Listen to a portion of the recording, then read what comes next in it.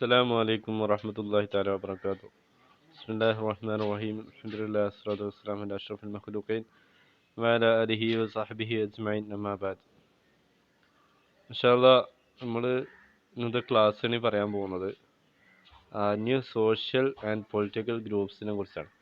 അതായത് ഒരുപാട് ഗ്രൂപ്പ്സുകൾ പൊളിറ്റിക്കലായാലും സാമൂഹികപരമായിട്ട് രാഷ്ട്രീയപരമായിട്ടായിട്ടും ഒരുപാട് ഗ്രൂപ്പ്സുകൾ ഈ മിഡീവൽ പീരീഡിൽ ഉണ്ടായി വന്നിട്ടുണ്ട്. അതേപോലെ തന്നെ ഒരുപാട് എമർജൻസി എന്താണെന്ന് വെച്ചാൽ പുരോഗമനങ്ങൾ ഡെവലപ്മെൻറ്റ്സുകൾ ടെക്നിക്കൽ പരമായിട്ടും അങ്ങനെ ഒരുപാട് ഡെവലപ്മെൻറ്റ്സ് കാര്യങ്ങളൊക്കെ ഉണ്ടായിട്ടുണ്ട്. അതിനെക്കുറിച്ചൊക്കെയാണ് ഇന്ന് നമുക്ക് പറയാനുള്ളത്. നോക്കാം.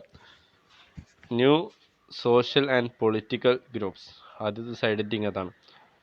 The study of 1000 years from 700 and 1750 is a big challenge for historians. അല്ലേ, എന്താണ് ഈ ഒരു കാലഘട്ടത്തെക്കുറിച്ചുള്ള ഹിസ്റ്റോറിയന്മാർക്കുള്ള പഠനം എന്ന് പറഞ്ഞാൽ ഒരു വലിയൊരു ചലഞ്ചാണ്. എന്താ ബിഗ് ചലഞ്ച് ഒരു വലിയൊരു ചലഞ്ചാണ് ഫോർ ആർക്ക് ഹിസ്റ്റോറിയൻസിന് ഈ ഒരു കാലഘട്ടത്തെക്കുറിച്ചുള്ള പഠനം. എന്തുകൊണ്ടാണെന്നുള്ളത് എനിക്ക് പറയുന്നത്. This is because of the scale. അത് ഒരു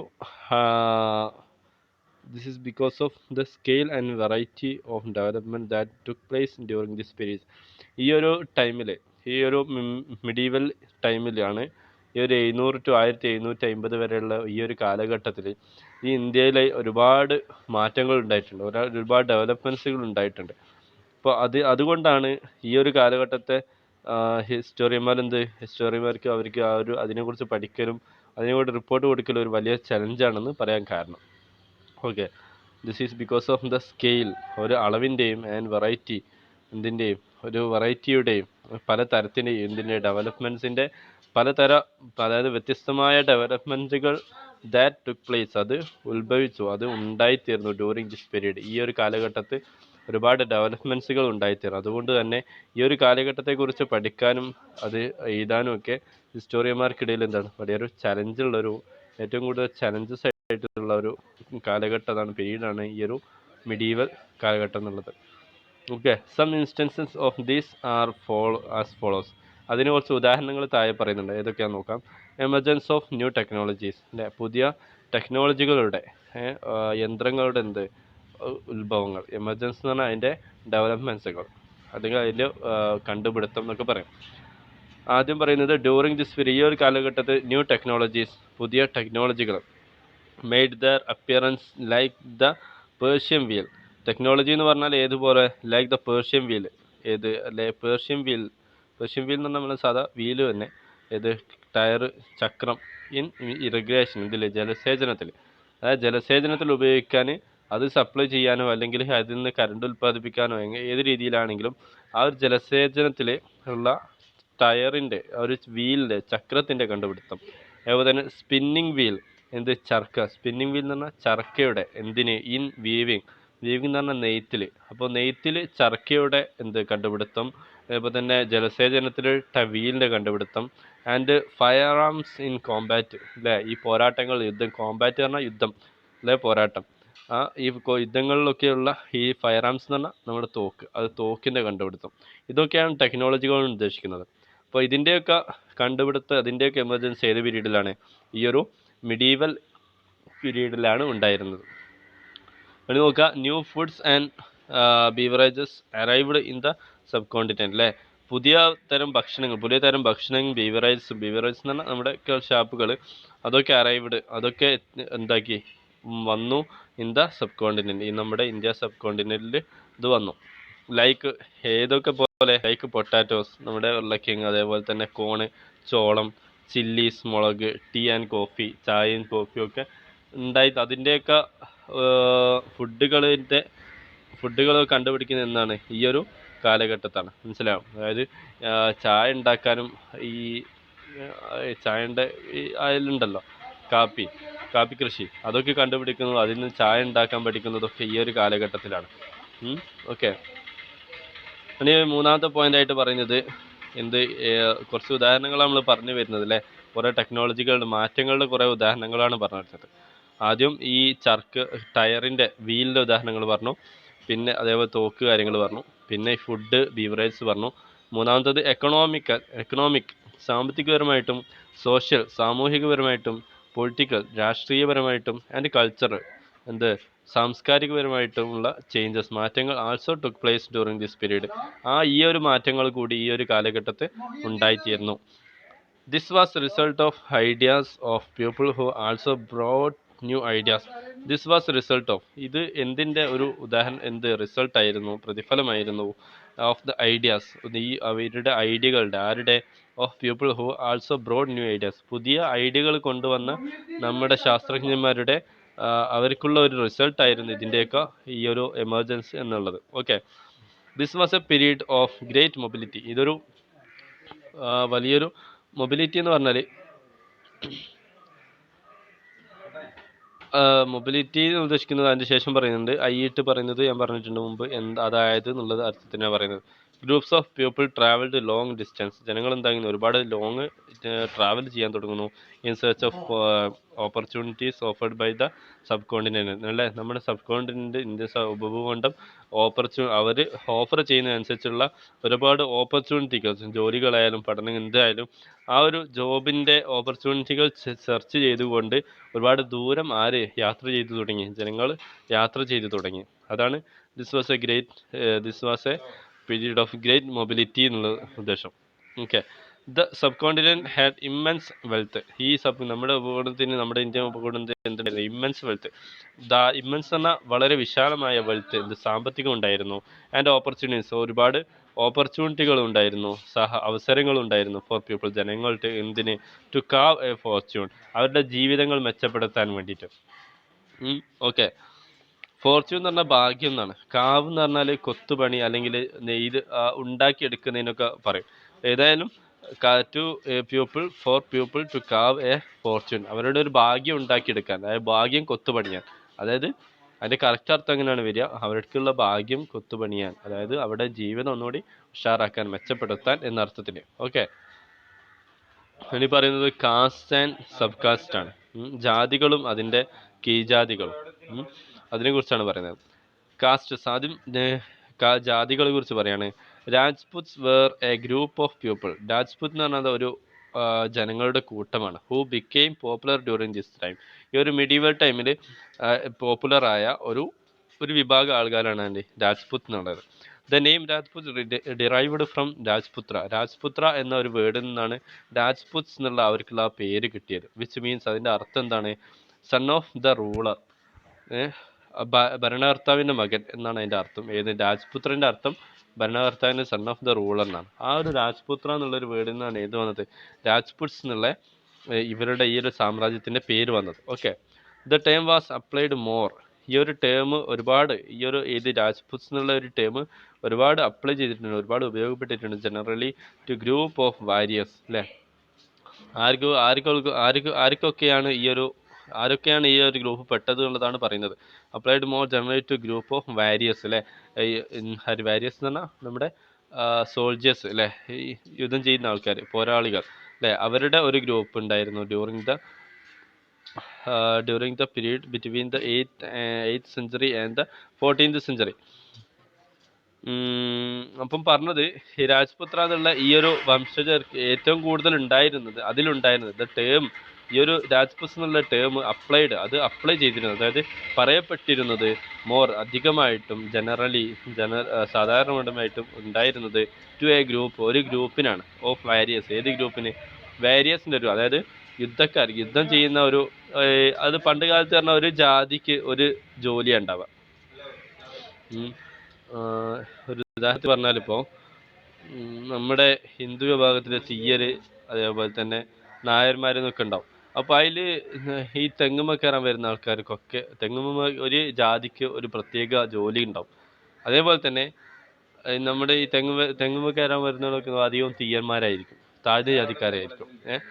അപ്പോൾ അതേപോലെ തന്നെ ഈ രാജ്പുത്സ് എന്നുള്ള ഈ ഒരു സാമ്രാജ്യത്തിൽ ഉണ്ടായിരുന്നത് വാരിയേഴ്സ് ആയിരുന്നു, ഈ യുദ്ധം ചെയ്യുന്ന ആളുകളായിരുന്നു, സോൾജേഴ്സ് ആയിരുന്നു. During the period between the 8th century 14th century. 8th നൂറ്റാണ്ടിലും അതേപോലെ തന്നെ 14th നൂറ്റാണ്ടിൻ്റെ ഇടയിൽ ജീവിച്ചിരുന്ന കുറച്ച് വാരിയേഴ്സ് ആയിരുന്നു ഈ ഒരു രാജ്പുത്സ് എന്നറിയപ്പെട്ട ഒരു സമുദായം. ഓക്കെ, മനസ്സിലായല്ലോ അല്ലേ?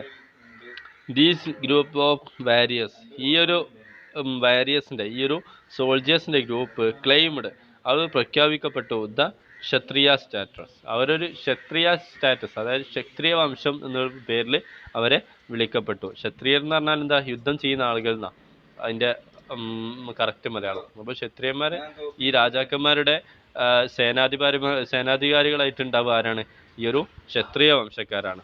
യുദ്ധം ചെയ്യാനുള്ള ആൾക്കാരാണ് അവരുടെ ഫാമിലി മൊത്തം ഈ ഒരു കാറ്റഗറിയിലേക്കാണ് ഉണ്ടാവുക. ആ ജോബാണ് അവരുടെ മെയിൻ ഉണ്ടാവുക. Okay. The term Kshatriya included, ഈ ക്ഷത്രിയ എന്നുള്ള ടേം, ആ ഒരു വാക്ക് ഇൻക്ലൂഡ്, അത് ഉൾക്കൊള്ളിക്കുന്നു എന്തിനെ, അപ്പാർട്ട് ഫ്രം റൂളേഴ്സ് ആൻഡ് ചീഫ്റ്റെയിൻസ്, അല്ലേ, റൂളേഴ്സിനെയും, അതായത് ഭരണാധികാരികളെയും അതേപോലെ തന്നെ ആൻഡ് ചീഫ്റ്റെയിൻസ്, പ്രഭുക്കളെയും, അതായത് നാട്ടിലുള്ള നാട്ടുരാജാക്കന്മാരെയൊക്കെ ഉൾക്കൊള്ളിക്കുന്നതാണ് ഈ ക്ഷത്രിയ എന്നുള്ള വംശം.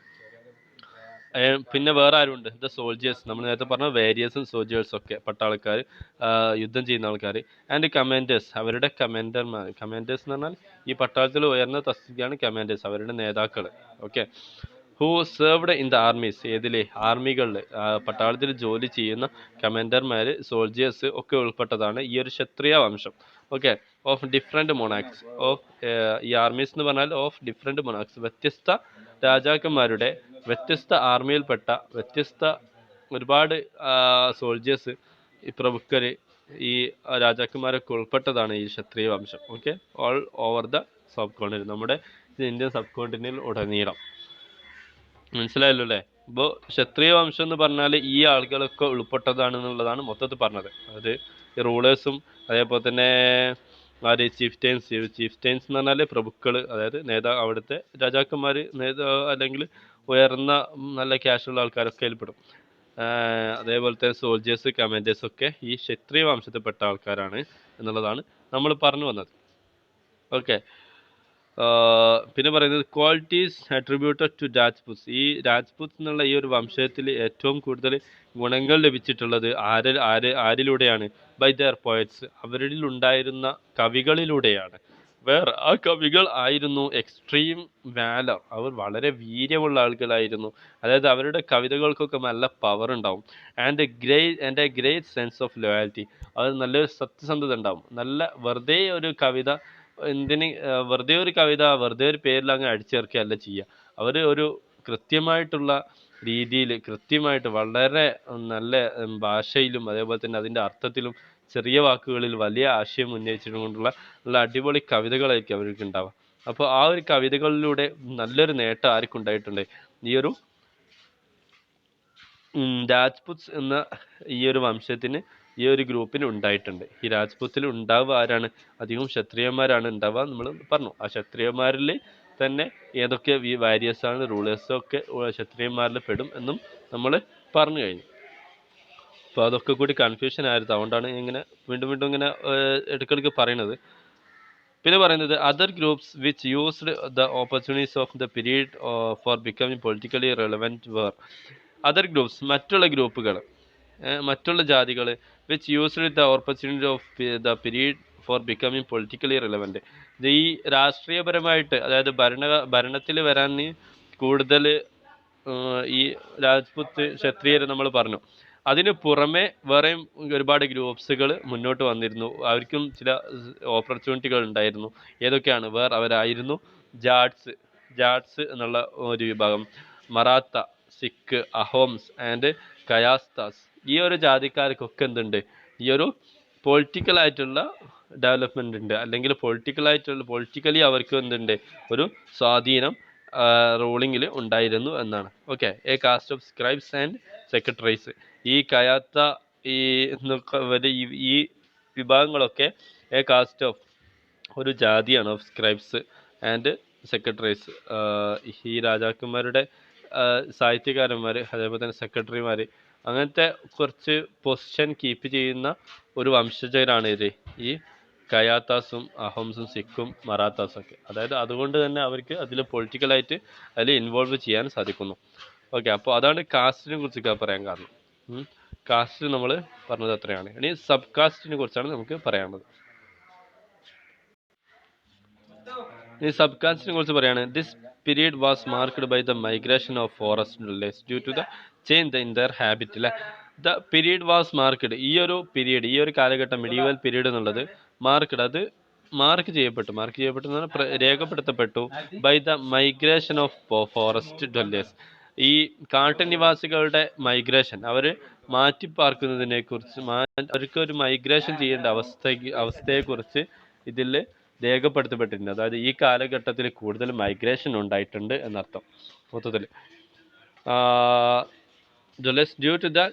Due to a change in their habitat. എന്തിന്?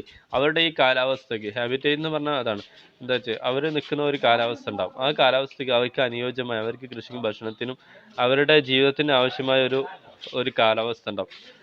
അപ്പോൾ ആ കാലാവസ്ഥ മാറുന്നതിനനുസരിച്ച് അവരെന്താക്കും, അവർ മൈഗ്രേറ്റ് ചെയ്യും. അങ്ങനെ ഒരു വിഭാഗം ഉണ്ടായിരുന്നു, ഒരു കാട്ടുനിവാസികൾ ഈ ഒരു കാലത്ത് ഉണ്ടായിരുന്നു. ദിസ് ചേഞ്ച് ഇൻ ഹാബിറ്റേറ്റ്, ഈ ഒരു മാറ്റം, ഈ കാലാവസ്ഥയിലുള്ള മാറ്റം was due to clearing of forest. അപ്പോൾ അത് കാരണമായി എന്ത്, ഈ ഫോറസ്റ്റ് ഒരു സ്ഥലത്ത് ഒരു താമസിക്കുന്ന സമയത്ത് അവിടുത്തെ ക്ലൈമറ്റുകൾക്ക് പറ്റാതാകുമ്പോൾ എന്താ പറയും, അവർ വേറെ ഇങ്ങോട്ടേ മൈഗ്രേറ്റ് ചെയ്യും. അപ്പോൾ ആ സ്ഥലം എന്താ, അവർ ക്ലിയറിംഗ് ഓഫ് ഫോറസ്റ്റ് ചെയ്യും. അതായത് ആ കാടുകളൊക്കെ വെട്ടി നിരത്തിയിട്ട് ആൻഡ് എക്സ്റ്റൻഷൻ ഓഫ് അഗ്രികൾച്ചർ, എന്നിട്ട് അവരെന്താ കൃഷികൾ എന്താക്കാൻ തുടങ്ങും, വർദ്ധിപ്പിക്കാൻ തുടങ്ങും, വ്യാപിപ്പിക്കും. At different phases in different areas, വ്യത്യസ്ത ഏരിയകളിൽ അവർ മാറി താമസിക്കുന്ന, അവർ ഒരു സ്ഥലത്ത് നിന്ന് അവരുടെ ആ സ്ഥലത്ത് ഒരു സീസൺ ഉണ്ടാവുമല്ലോ ഒരു ഭക്ഷണത്തിനും കാര്യങ്ങൾക്കും ഒക്കെ. അപ്പോൾ ആ സീസൺ കഴിയുമ്പോൾ അവർ അടുത്ത സീസൺ, അവർക്ക് യോജിച്ച അടുത്ത സീസണുള്ള ഏരിയകളിലേക്ക് പോകും. അപ്പോൾ അവരാദ്യം താമസിച്ച സ്ഥലത്ത് എന്താക്കും, കാടുകളൊക്കെ വെട്ടി നശിപ്പിച്ചിട്ട് ഒരു അഗ്രികൾച്ചർ രൂപത്തിൽ ആക്കാൻ ശ്രമിക്കും. അങ്ങനെയായിരുന്നു ഉണ്ടായിരുന്നത്. അതാണ് ഇപ്പം പറഞ്ഞത്. Okay, extension of agriculture at in different areas അല്ലേ. Okay, those who did not migrate. ഇനി മൈഗ്രേറ്റ് ചെയ്യാത്ത ചില ആളുകളുണ്ട്. ഇപ്പം മൈഗ്രേറ്റ് ചെയ്യുന്ന ആളുകളെ കുറിച്ചാണ് പറഞ്ഞത്. അപ്പോൾ അവർ കാലാവസ്ഥയ്ക്ക് അനുസരിച്ച് മൈഗ്രേറ്റ് ചെയ്തിരുന്നു. അവർ മൈഗ്രേറ്റ് ചെയ്യുന്നതിനനുസരിച്ച് അവരുടെ ആ സ്ഥലങ്ങൾ വെട്ടി നിരത്തിയിട്ട് അവരെ എക്സ്റ്റൻഷൻ ഓഫ് അഗ്രികൾച്ചർ അല്ലേ, കൃഷി ഉൽപ്പാദനം, അതല്ലെങ്കിൽ എന്ത് കൃഷിയാണെങ്കിലും അതിൻ്റെ എക്സ്റ്റൻഷൻ ചെയ്തിരുന്നു, അത് വളർത്തിക്കൊണ്ടുവരുന്നു, അത് വിശാലമായിട്ടുണ്ടായിരുന്നു എന്ന്. ഇനി ഈ മൈഗ്രേറ്റ് ചെയ്യാത്ത ആൾക്കാർ, those who did not migrate ചെയ്യാത്ത ആളുകൾ started tilling the land and became peasants അല്ലേ. സ്റ്റാർട്ടഡ് ടില്ലിങ് ദ ലാൻഡ്, അവർ ഈ ഭൂമി എന്താക്കാൻ തുടങ്ങി, ഭൂമി കുഴിക്കുക അല്ലെങ്കിൽ ഭൂമി നിരപ്പാക്കുക, അതിനാണ് ടില്ലിങ് ദ ലാൻഡ് എന്ന് പറയാം. അപ്പോൾ അവർ മൈഗ്രേറ്റ് ചെയ്യൂല, പക്ഷെ ആ കാലാവസ്ഥ മാറിയാലും അവർ ആ കാടിനെ വെട്ടി നശിപ്പിച്ചിട്ട് എന്താക്കും, ആൻഡ് ബിക്കെയിം പെസൻസ്, അവരെന്താക്കും, അവിടുത്തെ കർഷകരാവും അല്ലെങ്കിൽ അവിടുത്തെ ഗ്രാമീണരാവും. പെസൻസ് എന്ന് പറഞ്ഞാൽ കർഷകർ എന്നും അർത്ഥമുണ്ട്, അതുപോലെ തന്നെ ഗ്രാമീണർ എന്നും അർത്ഥമുണ്ട്. അവരവിടെ ഒരു ഗ്രാമം ഉണ്ടാക്കിയിട്ട് അവിടുത്തെ ഒരു ഗ്രാമീണ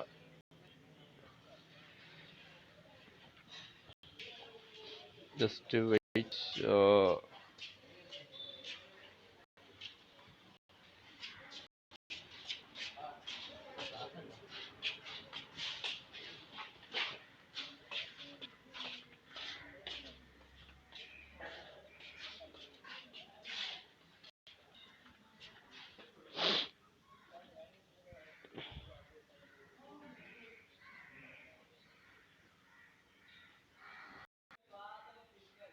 അപ്പോൾ നമ്മൾ പറഞ്ഞു വന്നത് ജസ്റ്റ് ഇതിൻ്റെ സെറ്റിങ്സ് മാറിപ്പോയായിരുന്നു.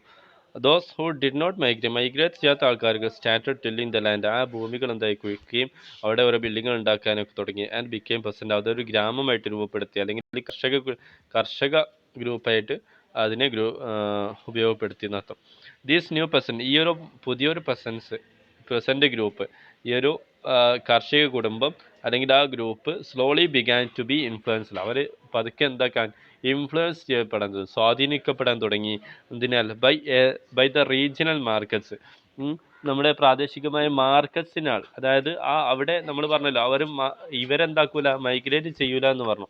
അപ്പോൾ മൈഗ്രേറ്റ് ചെയ്യാത്ത സ്ഥലത്ത് അവരെന്താക്കും, ആ കാടുകൾ വെട്ടി നിരത്തിയിട്ട് അവരൊരു ഗ്രാമമായിട്ട് അവരെ എന്താക്കും, ഒരു ഗ്രാമം പോലെ അവരവിടെ ക്രിയേറ്റ് ചെയ്യും. എന്നിട്ട് അവിടെ റീജിയണൽ മാർക്കറ്റുകൾ കൊണ്ടുവരും. ആൻഡ് ചീഫ് ടൈൻസ് എന്നിട്ട് അവരിൽ നിന്ന് തന്നെ പ്രഭുക്കൾ ഉണ്ടാവും. ഒരു കൂട്ടാണല്ലോ, അവരിൽ നിന്ന് തന്നെ ഒരു നേതാക്കൾ ഉണ്ടാവും, പ്രീസ്റ്റർ സന്യാസിമാർ, പിന്നെ അതേപോലെ തന്നെ മോണസ്റ്ററീസ് ആൻഡ് ടെമ്പിൾസ്. ഓക്കെ, അവർ അതിൽ നിന്ന് തന്നെ ആ ഒരു ഗ്രൂപ്പിൽ നിന്ന് തന്നെ ആ ഒരു നാട്ടിൽ തന്നെ അവരെന്താക്കും, മാർക്കറ്റുകൾ ഉണ്ടാക്കും.